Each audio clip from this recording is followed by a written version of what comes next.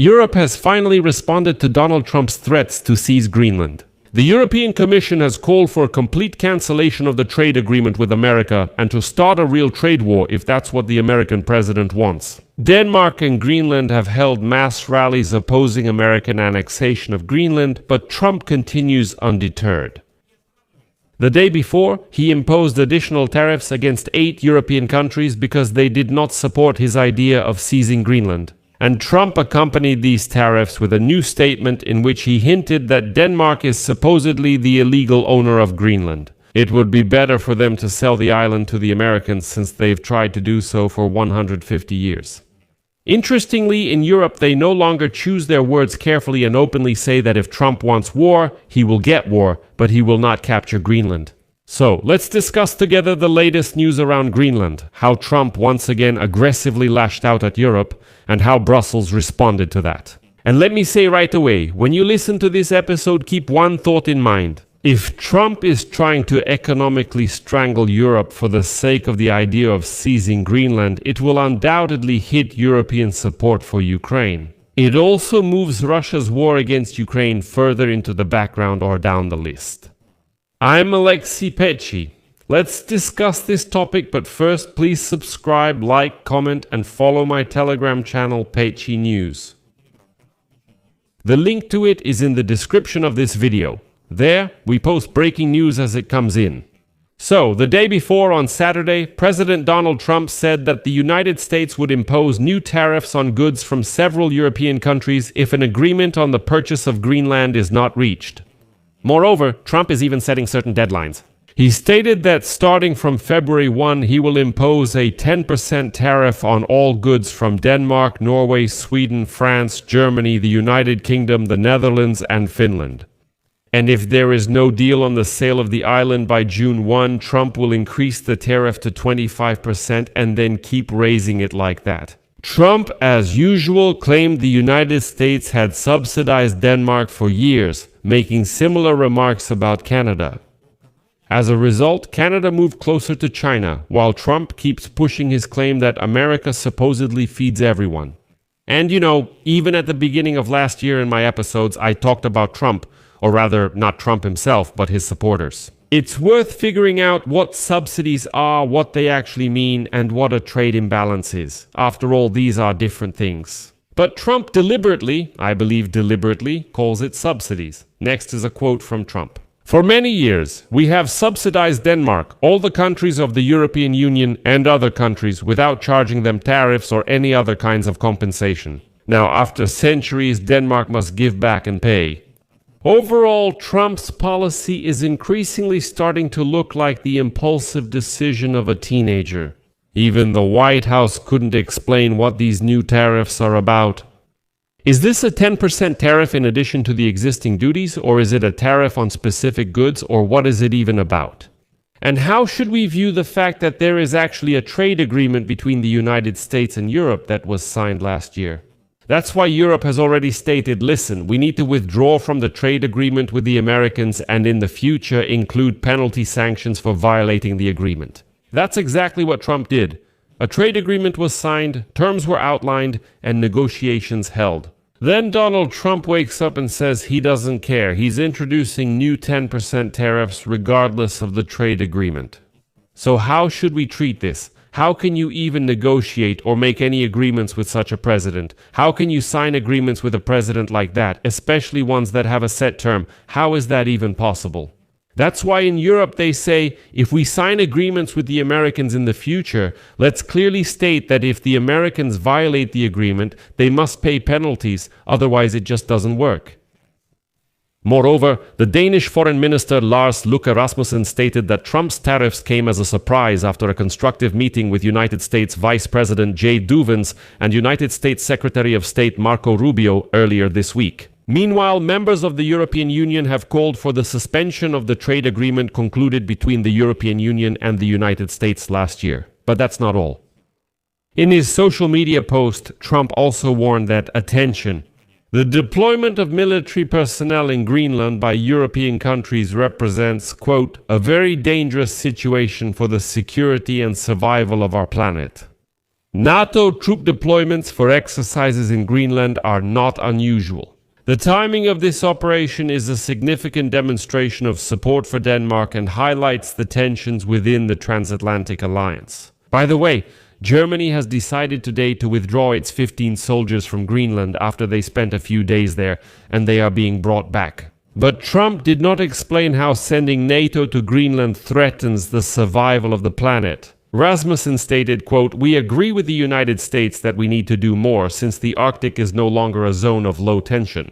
That is why we and our NATO partners are stepping up our efforts in full transparency with our American allies." But this statement wasn't used as an argument for Trump. Next, he added that the United States has been trying to acquire Greenland for more than 150 years, so it's about time the Danes finally gave in and handed over this right.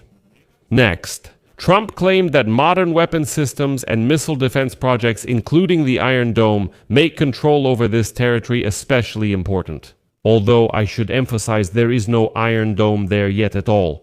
At the same time, Republican media began to push the narrative that the Danes had oppressed the Greenlanders for centuries, and that now Donald Trump would come and finally save the indigenous people of Greenland. Donald Trump's favorite newspaper, the New York Post, unexpectedly published an article that strongly resembled Russia Today's propaganda. The point is simple. Journalists from Denmark found literally a few Greenlanders who are dissatisfied with Denmark and made a report suggesting that Greenlanders as a whole actually want America. The headline is as expressive as possible, a direct quote. "Greenland residents have spoken out against Danish rule after decades of forced sterilization and terrible conditions." Let me give you 3 key quotes from this material. Quote, "The first is that Amarok Petersen, a native of Greenland, learned the heartbreaking truth about why she can't have children, and that Denmark is to blame for it. Suffering from serious problems with her uterus, the woman discovered an intrauterine device in her body that she didn't know was there." Quote number 2. "The imbalance is especially pronounced in fishing, the most important sector of Greenland's economy. Elias Lunge, a fisherman who has worked in these waters for 40 years, said that the work is done by Greenlanders, while Denmark and large corporations take the profits for themselves. In some settlements, fishermen are paid only $1.86 per kilogram of cod, while in Nuuk the same fish can cost as much as $2.95. After processing and exporting, the price increases significantly." And here's the third quote. "For many in Greenland, United States interest is uncomfortable, but has also clarified the situation. Not because they want annexation, but because it shows how little autonomy Greenland actually has. If Denmark truly believed that Greenland belongs to Greenlanders," said Peterson, "they would let us make our own decisions." In general, you can draw your own conclusions from this material, but as for me, it's very manipulative, and the whole logic comes down to the fact that Greenlanders are very dissatisfied with Denmark. Today, January 18 protests were held in Greenland and Denmark against Trump's threats to seize the Arctic island, and with the demand to grant its citizens the right to determine their own destiny. In Denmark, thousands of people took to the streets of Copenhagen, Aarhus, Aalborg, and Odense to express solidarity with the people of Greenland. Later, a protest began in Nuuk, the capital of Greenland, and here's an interesting point. Shortly before 2 o'clock post-meridian local time, about 5,000 people gathered at the protest. 5,000 people is a significant portion of the island's population, which officially numbers 56,000. So, essentially, that's almost 10% of the population. It's a lot. People were waving banners with slogans like "Yankees, go home" and "Greenland is already great," meaning we don't need "Make Greenland Great Again." And here, the propaganda of the New York Post is shattered by a single statement from one of the protesters.